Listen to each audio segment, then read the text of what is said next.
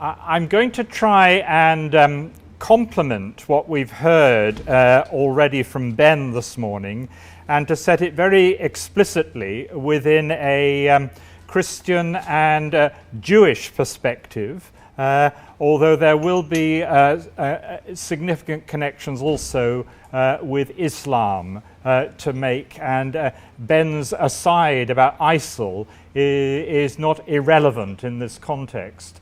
The other interesting project that I had a few weeks ago was to be locked up for 2 days with US intelligence operatives and UK intelligence operatives from MI5 and MI6 in a bunker at RAF Molesworth, where of all things I was asked, when they were looking at the situation in Ukraine and in the Near and Middle East, to provide some kind of theological perspective as to what was actually going on in the memory, the mind, the consciousness of that region, with a bunch of people who said, the trouble is our policymakers want instant decisions and they want an immediate response, and we're not given any time to reflect on what's going on. And my role there was just to provide them with something they don't often do, which was a space for reflection. Now, I hope that what I'm going to do here, and we're not in a bunker, we are connected to the real world, will enable us to do that. And I'm speaking as a pastoral theologian rather than as an academic theologian, but there will be quite a lot of academic connection to be made. But let's start with a very familiar piece of music.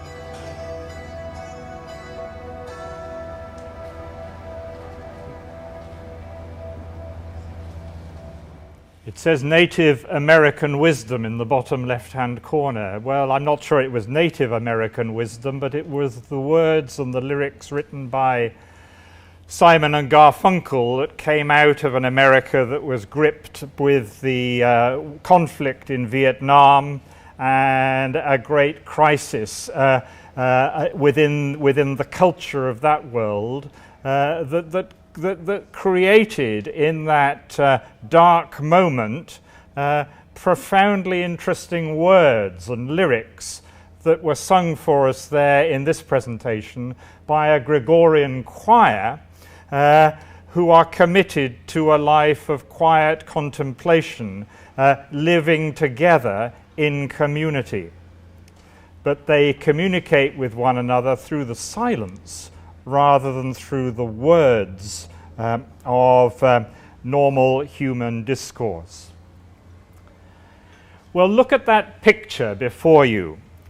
The picture there is very probably Rembrandt's last work.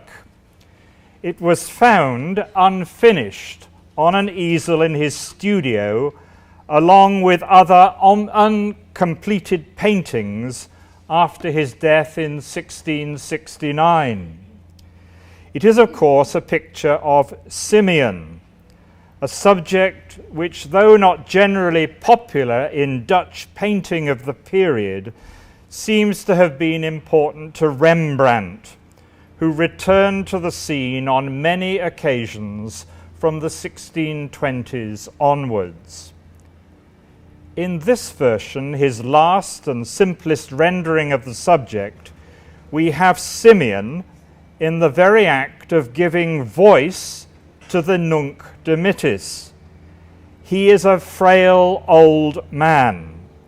His eyes are blind, but his inner vision is unimpaired, and his mouth is open in ecstatic praise. He has the child somewhat awkwardly or diffidently, not exactly, in his hands, because his hands are held as if in prayer. For how else would you hold the Christ child but prayerfully? But holding, or not quite holding, the light of the world, the blind man proclaims the coming of the light he cannot see, uttering those sublime words of acceptance and fulfillment. Lord, now lettest thou thy servant depart in peace, according to thy word, for mine eyes have seen thy salvation. Presence in absence. The picture, you don't quite see the subtle richness of the colours, glimmers with unearthly brilliance in the words of one critic, and so does the moment. We see an old man whose old age is not a time of disappointment or decline, but of complete and utter fulfillment, whose life has been leading up to this point, not dwindling towards it. Here and now, in this frail old age, Simeon's life reaches its highest point in his God-given spiritual insight and fulfillment. The picture then and the moment glimmer with unearthly brilliance. This is, you might say, a highly utopian vision of old age. This vision of old age as a time of fulfillment, satisfaction, and completion. And there is, of course, an irony to this utopian vision, since Rembrandt's own old age was anything but the happy crowning of his life. Rembrandt's old age was marked by bankruptcy, failure, family squabbles, bereavement, a decline in his popularity and success, and loneliness. If Rembrandt ever said, "Lord, now lettest thou thy servant depart in peace," we may suspect that he said it in a tone of weariness or even desperation, not with the ecstatic intensity of joy with which he has depicted Simeon saying it. Rembrandt, we might suggest, has imagined then something he didn't know, perhaps even something he could only wistfully imagine. Old age as a moment of fulfillment and peace and contentment when one prepares to leave the world, but does so full of hope and joy. Again, presence in absence. Well, we've all felt lonely at some time in our lives. It can be a terrible, debilitating emotion. It can leave us feeling trapped and unable to cope. But thankfully, for most of us, it is a temporary feeling, one which we suffer after a crisis or major change in our lives, but which we are eventually able to overcome. Unfortunately, though, this is not everyone's experience. Research detailed here shows us that a relatively consistent proportion of older people experience chronic loneliness. Around 10% say they are often or always lonely, and this proportion has remained the same throughout the past 5 decades. However, as the population of the United Kingdom has aged, the number of lonely people has grown. A growing body of research is demonstrating the damage loneliness does to our mental and physical health. This is an issue pastoral theology cannot ignore. But who are the lonely? While anyone can become lonely, some circumstances and some characteristics seem to leave individuals particularly vulnerable to loneliness. There are a number of common transitions, like the breakdown of a relationship, redundancy, retirement, inability to conceive, a decline in health, which can trigger a sudden change in circumstances and a downward spiral into loneliness. Loneliness is a subjective experience, as this poem by Catherine Mansfield demonstrates. Now it is loneliness who comes at night instead of sleep to sit beside my bed. Like a tired child I lie and wait her tread. I watch her softly blowing out the light, motionless sitting neither left nor right. She turns and weary droops her head. She too is old, she too has fought the fight, so with the laurel she is garlanded. Through the sad dark, the slowly ebbing tide breaks on a barren shore, unsatisfied. A strange wind flows, then silence, I am fain to turn to loneliness, to take her hand, cling to her, waiting, till the barren land fills with the dreadful monotone of rain.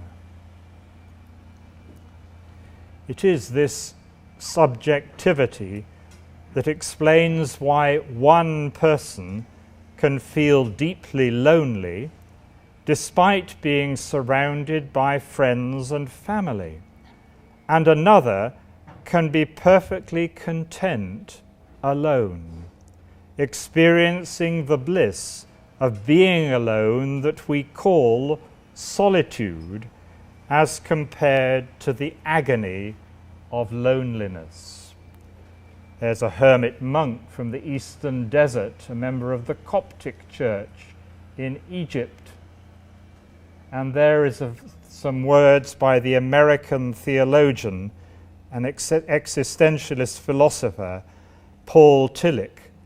Language has created the word loneliness to express the pain of being alone, and the word solitude to express the glory of being alone.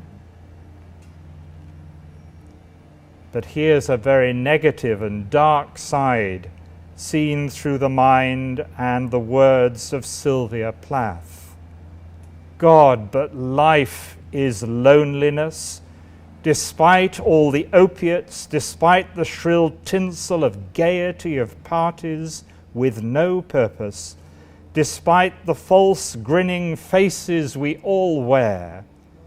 And when at last you find someone to whom you feel you can pour out your soul, you stop in shock at the words you utter.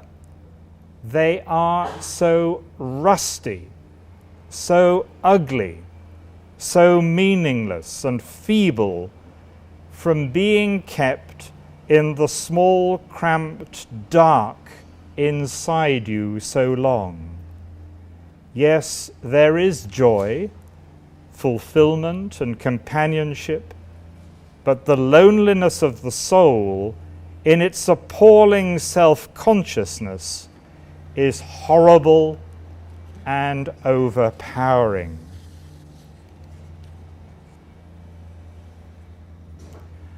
The remit of this morning's seminar is reimagining or understanding loneliness.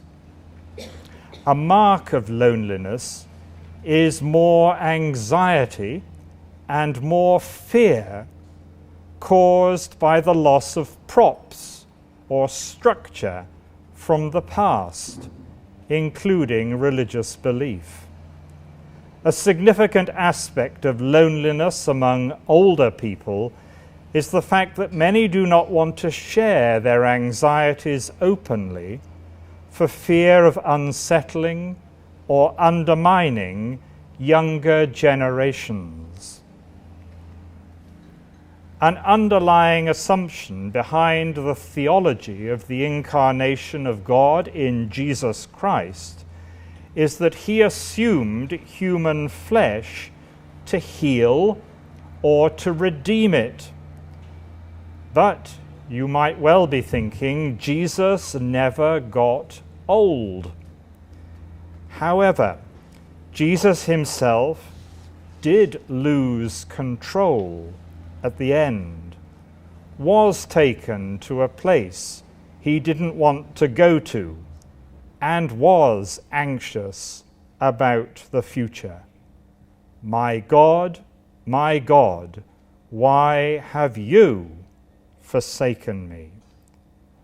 The cross represents the genetic experience then of loneliness within the incarnation of God, as opposed to the solitude of the 40 days in the wilderness, and so shines a theological light on those who experience loneliness and the particular challenges they face. Let me offer some examples.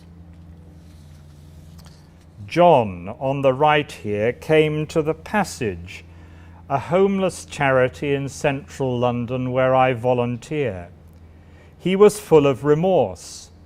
In many ways, he still is. He knows he has made serious mistakes, and most in a very short space of time. He readily accepts that those mistakes have led him to where he is now, somewhere he describes as below rock bottom.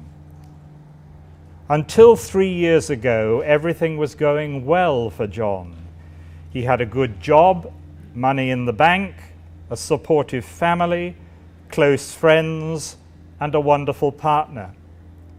But when John lost his job, it hit him hard and seriously hurt his pride.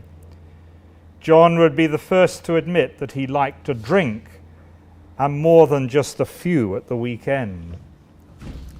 Like many of his counterparts, John paid little attention to things like health warnings or safe guidelines. What he did know was that when things started to go wrong, alcohol seemed to help, and for John it provided a welcome escape from his problems. With funds already tight, the high cost of drinking soon made his money run out, and things then began to spiral even further out of control. John was never what you would call pleasant when drunk. His behavior led to his friends losing patience with him, and one by one moving on. Then, in what John describes his most shameful moment, he was arrested after assaulting someone in a local pub who had seemed to make advances towards his partner and leaving the younger man in hospital. Just when he thought his life couldn't get any worse, his partner, unable to cope any longer with his unpredictable nature, binge drinking, bouts of street drinking, and financial chaos, finally walked out on his 65th birthday. A small and barely furnished flat was all John had left. His drinking had damaged not only his health, but the way he thought of himself and how he saw the world. Finding himself unable to leave the flat without feelings of crippling anxiety, he relied on a local taxi firm to collect alcohol from the shops, which he'd then drink at home alone. John would never have imagined ending up like this, and neither would his grown-up children. Like many others, they simply couldn't imagine an older person, not least their own father, having such a problematic relationship with alcohol.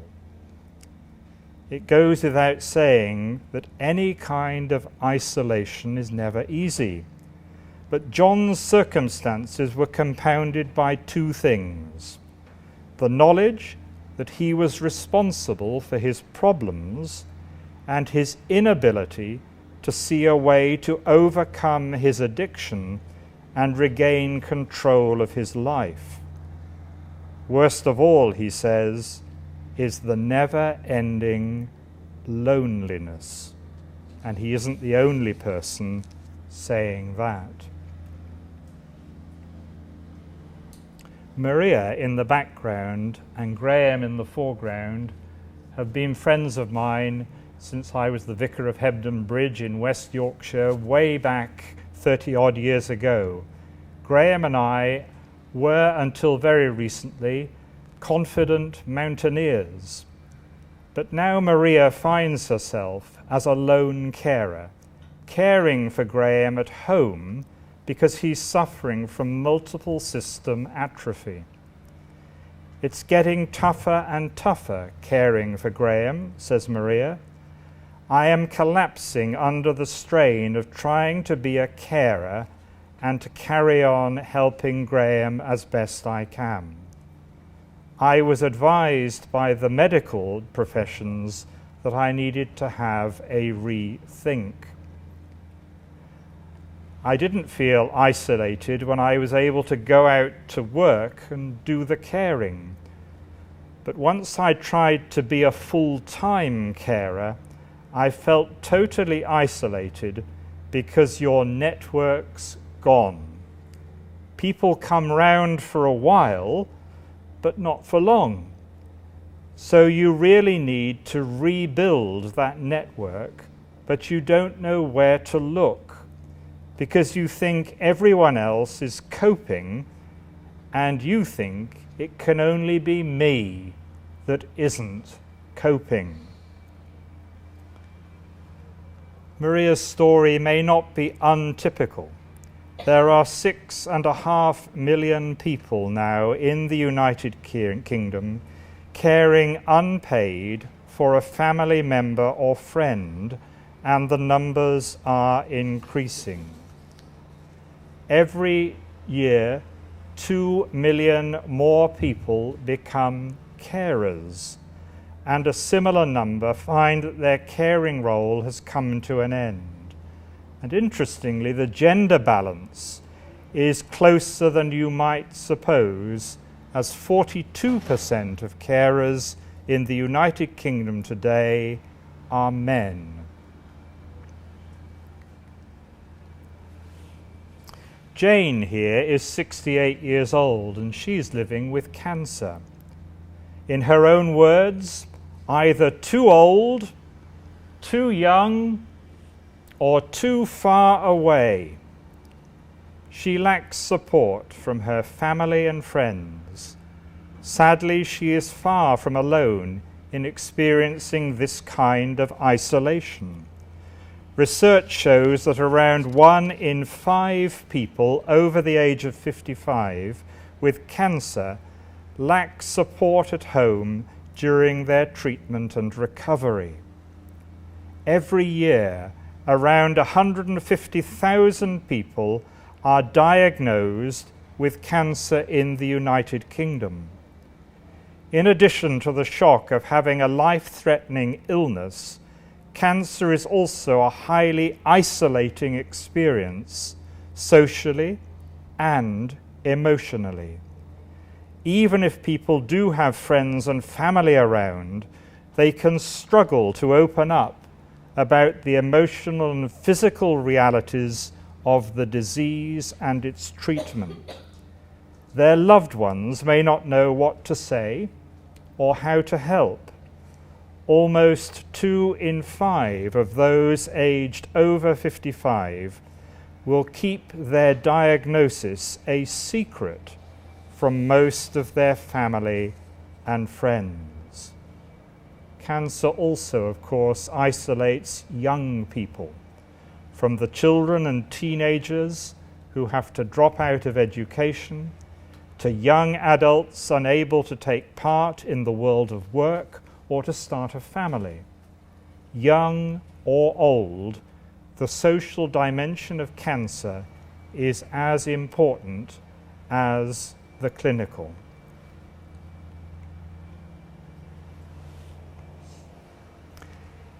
Edna and Annie have been friends since I worked for a while in Camberwell in southeast London. They are in a civil partnership. In the early years of their relationship, Annie had to pretend to be Edna's sister. 2 years ago, Edna found herself at A&E, arguing with a receptionist who insisted that she class herself as single despite her civil partnership. She told me, "The last thing you want when you or your partner is ill is to have a battle."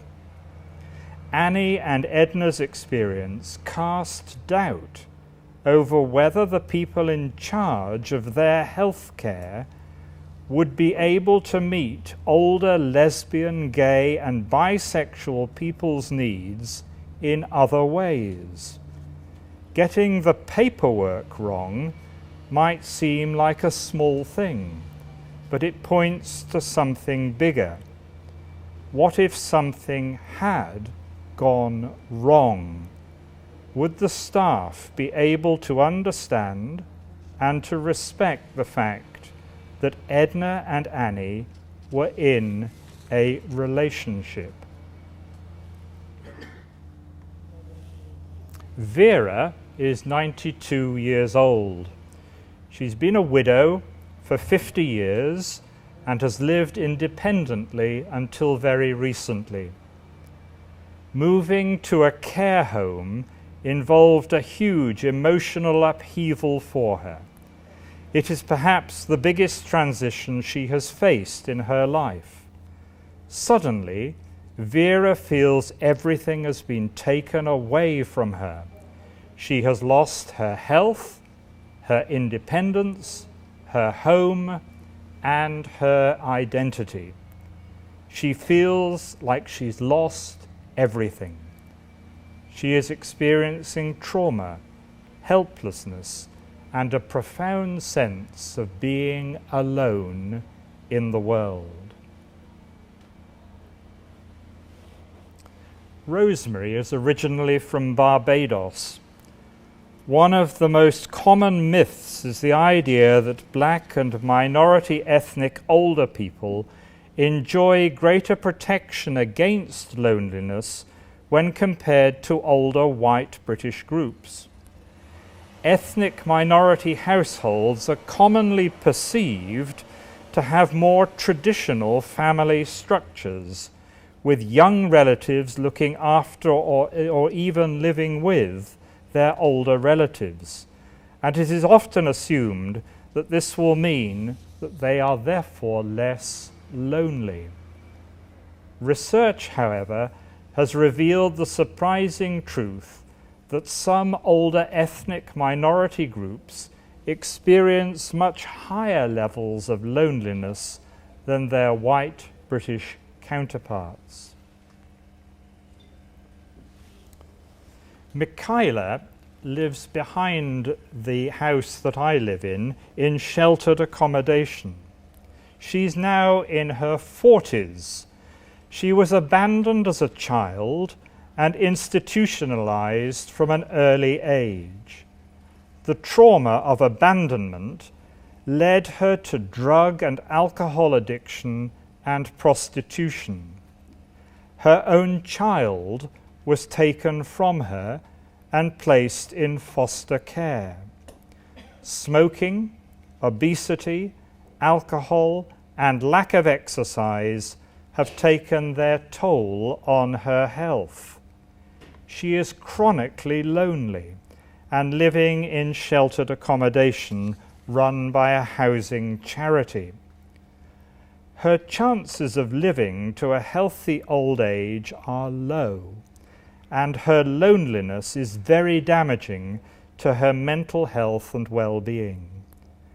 Her long-term and profound loneliness have created a persistent, self-reinforcing loop of negative thoughts and sensations that wear her down.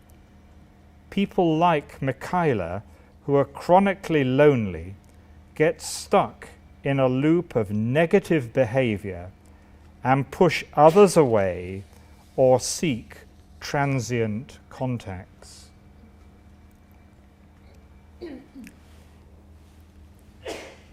Anne and Andrew. Andrew has vascular dementia. Before my husband Andrew, says Anne, developed dementia, we used to refer to our home as the railway station because there were always people popping in and out. When Andrew's dementia progressed and his behavior became increasingly unpredictable, friends and neighbors stopped coming around because they felt uncomfortable. People would look at me with pity. I was left alone, grieving for the husband I'd lost, while he still shared the same house as me. Grief like that, she says, isn't socially sanctioned. Sometimes I felt so alone I'd just walk into another room and scream because I couldn't stand it anymore. Andrew and Anne are among 800,000 people in the United Kingdom currently facing a condition that slowly robs a partner of their ability to remember, to speak, and to connect with their loved ones. By its very nature, dementia can compound feelings of social isolation and loneliness as the world becomes increasingly fractured and memories of recent social contact are quickly lost. Tom here is 77. He's visually impaired with little useful central vision. He is also severely deaf, relying on 2 hearing aids to amplify speech and other environmental sounds. Even with hearing aids and in quiet environments, he struggles to follow speech. Tom and his wife had a supportive relationship and managed life well without support. But following his wife's death, Tom became depressed. His GP was concerned about his ability to cope on his own, understanding that if George became isolated, his depression would be hard to treat. Early intervention then was crucial to having Tom's needs met. Key areas of provision within his neighbourhood were identified that enabled him to get help to communicate with others and to be active in his local church and neighbourhood, helping to prevent increasing feelings of isolation and loneliness. Just a few, but a broad canvas to try and set the context within which a pastorally minded church or a pastoral theologian will engage with the humanity that is now right before us every day. Loneliness and the feeling of being unwanted is the most terrible poverty. These words of Mother Teresa strike a very deep chord, not least because they fall from the lips of someone whose life was dedicated to the isolated and the marginalized. They offer a very clear religious and moral imperative to act on loneliness. Martin Buber's classic I and Thou is a seminal and challenging piece of theological research, written or published in 1958. Characteristically Hebraic, as indeed it is of the Judeo-Christian tradition, Buber describes life as dialogue. In the beginning, he says, is relationship. The Lord God said, "It is not good that the man should be alone. I will make him a helper as his partner." Buber points to the irreducibility of the personal and of the communion between persons, suggesting that the locus of meaning is in the encounter, the communication of the one with the other. In the beginning and in the end, he says, is relationship, which can never be transcended or absorbed even in God. There is the closest possible mystical unity between I and thou, between you and me. But always, he continues, it is a mysticism of love which insists upon and respects the non-identity of the other until the encounter and the dialogue begins. Like the Rembrandt picture, which depicted a solidarity between young and old, the writer of the book of Genesis reminds his readers that at the beginning in the Garden of Eden, a metaphor for the childhood of humanity, partnership and companionship lie deep at the heart of God's creation. Men and women were created to be partners with each other and to provide companionship. Communion, then, lies at the heart of creation, and loneliness is abhorrent to it. Ideally, men and women should work together, or men and men, or women and women, any kind of partnership, in unity of purpose, caring for one another as stewards of the world God has created for their delight and for their happiness. Equally, a similar insight is to be found in the theology of the Trinity. The divine economy of the Holy Trinity, that is, the perfect relationship existing between God as Father, Son, and Holy Spirit, is the icon of perfect loving and community. It was this understanding which inspired Basil the Great in the 4th century to found one of the first hospitals in Caesarea where he was bishop. It grew in significance so much that a new town grew up with it as its centre. As well as founding the Eastern monastic tradition, he was one of the great teachers in early Christendom. The Cappadocian Fathers were used to both political and theological dispute, as among other topics, the early church sought to understand and explain the person of Christ in relation to the Godhead.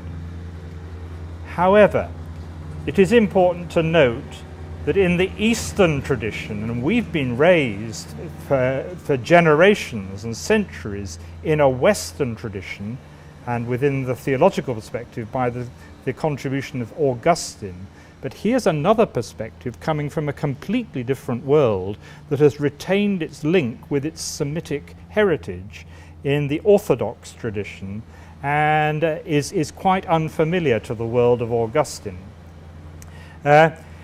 In this world, theology is not an abstract theoretical notion, but it is an example of practical theology founded upon the ethic of relatedness as both God-given and personally fulfilling. And we in the West lost that at a very early stage in the development of the religious tradition. In his research on aging in the early Christian church, Rob Marchant has drawn attention to the considerable emphasis on social welfare reflected in the sermons, writings, and actions of church leaders such as Basil and John Chrysostom. Their commitment to vulnerable older people was evident in the design of homes for the aged, whose direction was a major responsibility of the local bishop. Now compare that early tradition, which was partially revived in the early years of Methodism in this country, with the current situation in church advertisements for clerical vacancies in the church today. Church press shows that parishes are mainly concerned these days to find clergy who are skilled and interested in working with young people and families. Any mention of older people or people with disabilities is quite exceptional. I wonder, therefore, if the contemporary church is now failing to recognize the significance of this area of ministry through a lack of theological conviction? Is the paradigm guiding the pastoral ministry of the churches today driven more by the scapegoat model of Leviticus or by Isaiah's image of the suffering servant shunned by society, rather than by the model of the Gadarene demoniac in Luke's Gospel, where the emphasis is upon someone rejected by society who is now called by name, offered unconditional acceptance, and restored to society? The evidence on the ground suggests that the churches are a long way from the solidarity between the old and young depicted by Rembrandt's painting of Simeon, or from the companionship that lies at the heart of a Hebraic understanding of the creation. According to Age UK, here it is, 5 million older people claim that television is their main form of companionship. 600,000 people leave their homes only once a week or less, and 1 million people say that they often go for an entire month without speaking to a friend, family member, or neighbor.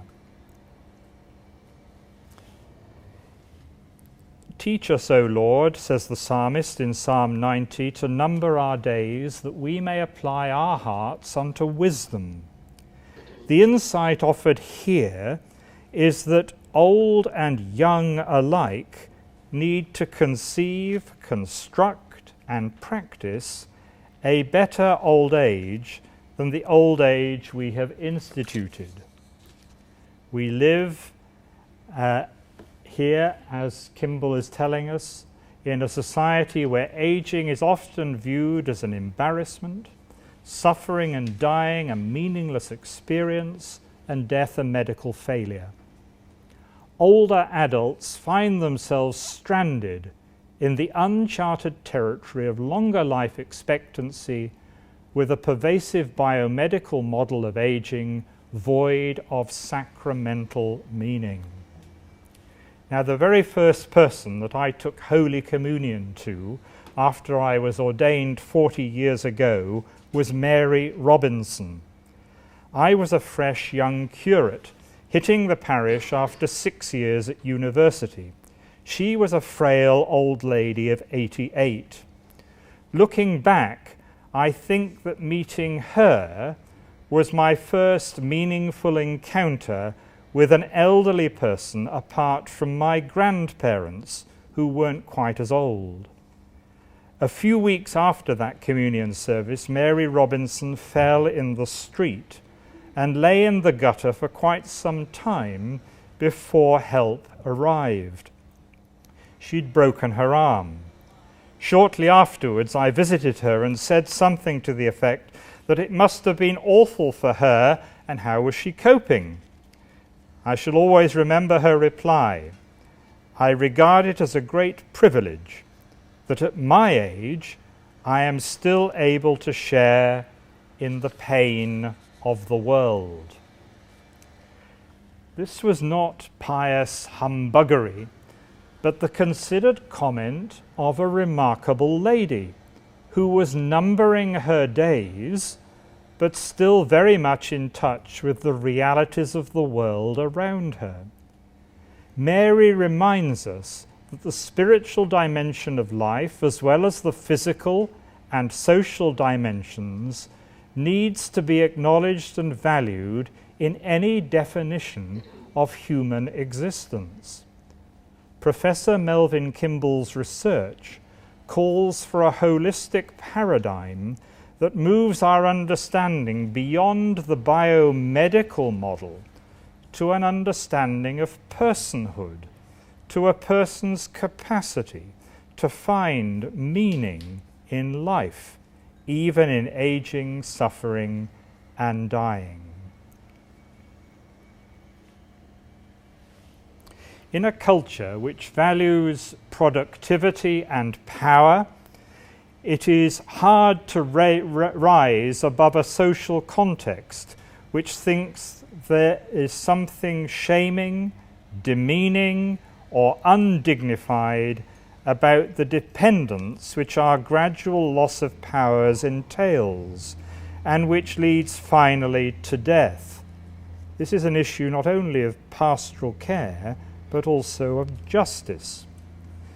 If, like Mary, we learn to count our days in the light of our faith in the goodness of God's creation, we do so with a renewed sense of solidarity with the world and with the people around us. We might learn to accept that dependence is not demeaning or undignified or shaming, but is in fact a part of the human condition God wills for us all. We began our days in dependence on our parents. We have lived them out in dependence on one another. However much we may buy into myths of rugged individualism, we will end them very probably in dependence on others in the meeting of even our most basic needs.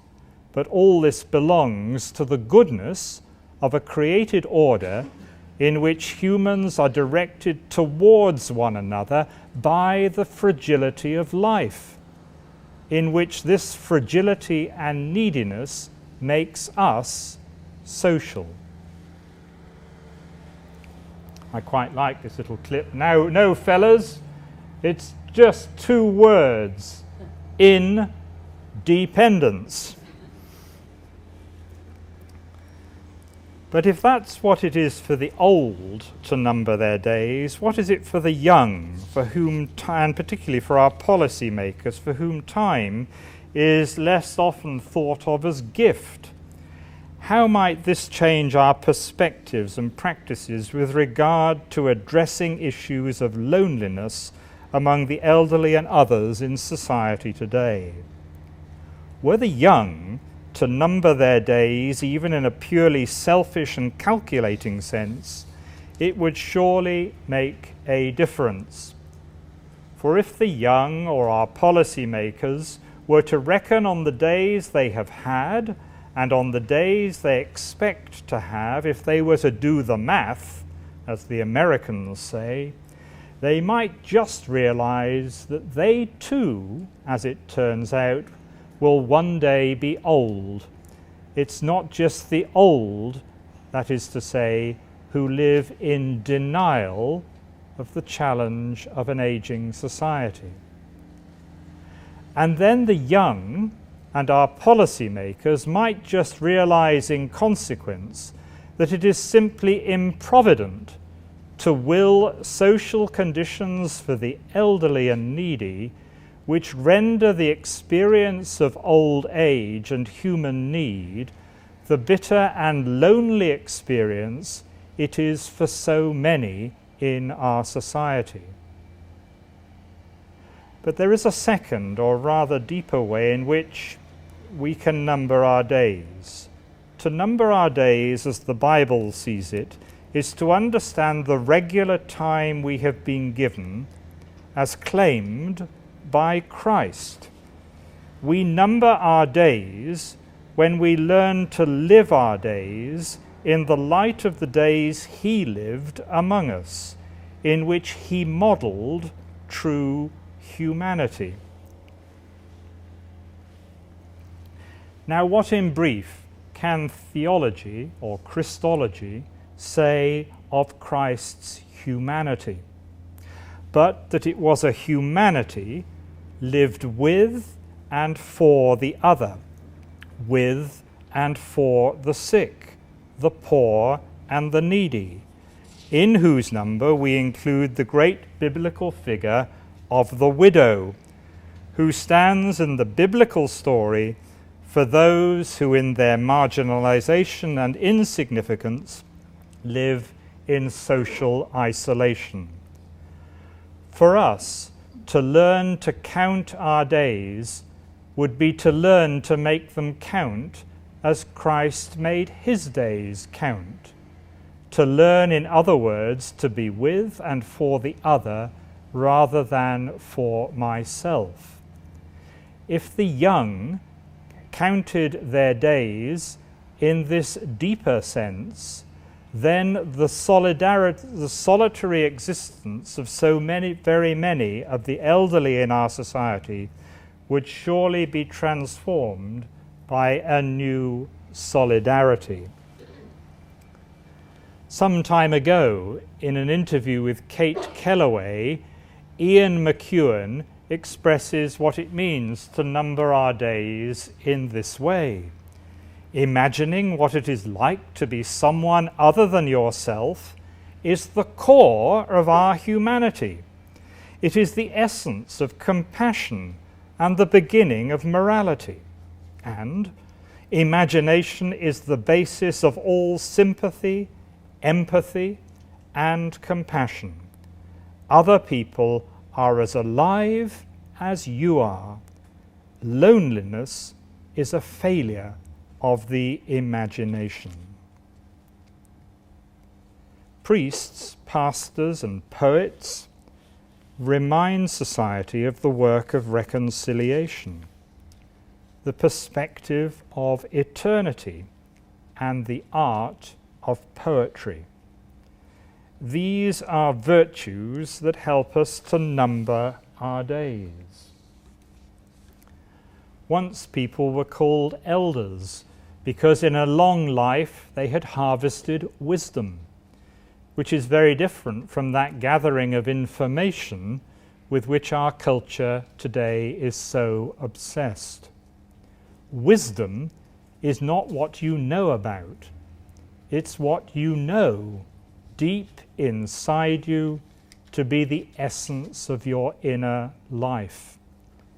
Wisdom is the art of holding together the old and the new, of balancing the known with the unknown, the pain with the joy, companionship with solitude. It is a way of linking the whole of one's life together in a needful integrity. Growing ought to mean just that. Growing as we age. Growing in a sense of wonder at the familiar, in curiosity about the new, just plain curiosity about life. Growing in wisdom, patience, and a contentment to move more and more from doing into that equally rewarding and much more important stage, the state of being, so that we may discern what matters and what doesn't. It will mean detachment and learning to let go, and it may indeed mean replacing a life of independence with one of increasing dependence on others. We cannot prepare ourselves for birth, but we can for death. Neurologists tell us that they understand about 1/10 of what there is to know about the human brain and are still baffled by the riddle of human consciousness. Yet one of the most rewarding gifts of age can be to revisit the place where our vanished days are gathered, whose name is memory. For many people, of course, memories can be largely painful and unrewarding, for some agonizingly so. But for most of us, unless we have dementia, it is the good memories of people which dominate and those life-shaping events that remain as vivid as ever. Perhaps being old is having lighted rooms inside your head and people in them acting. People you know yet can't quite name. Each looms like a deep loss restored from known doors turning, setting down a lamp, smiling from a stare, extracting a known book from the shelves, or sometimes only the rooms themselves, chairs and a fire burning, the blown bush at the window, or the sun's faint friendliness on the wall, some lonely rain-ceased midsummer evening. That is where they live. Not here and now, but where all happened once. Time, understood as gift, gives us the opportunity to think and reflect and remember. Old age ought to be the time when we visit that place in order better to understand and integrate our lives, a time of harvest. Everything we have ever seen and every person with whom we have spent time have somehow been translated into our brains into images and feelings, and we can immediately conjure a host of them from that most strange but intimate center that is me. And at the level of my unconscious, all my experiences exist timelessly within God's eternity. For what we call time is merely the way we turn the flow of the successive moments into some kind of manageable order. When I seek to tell my own unique story, it is by linking together memory and imagination. For then I can gather lost moments and experiences and overcome the gap between the past and the present, bring them together and hold them as one. That is how we gain hold on truths which keep us in God's eternal life and which speak to us of presence in absence. Thank you very much.